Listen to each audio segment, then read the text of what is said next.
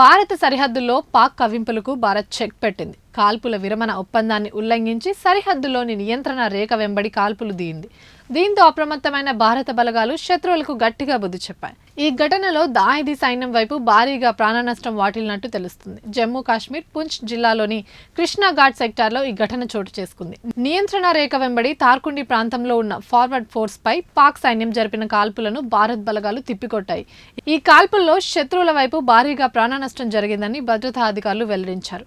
కాల్పుల విరమణ ఉల్లంఘనకు సంబంధించి ఈ ఏడాదిలో ఇదే తొలి ఘటన అయితే గత కొన్ని రోజులుగా వివిధ మార్గాల్లో పాక్ కవ్వింపులకు పాల్పడుతూనే ఉంది. ఫిబ్రవరి 4, 5 తేదీల మధ్య అర్ధరాత్రి కొంతమంది చొరబాటుదారులు భారత భూభాగంలోకి ప్రవేశించేందుకు ప్రయత్నించగా భారత సైన్యం వారిపై కాల్పులు జరిపింది. ఈ ఘటనలో 7 హతమవగా వీరిలో కొందరు పాక్ భద్రతా సిబ్బంది ఉన్నట్లు తెలుస్తుంది.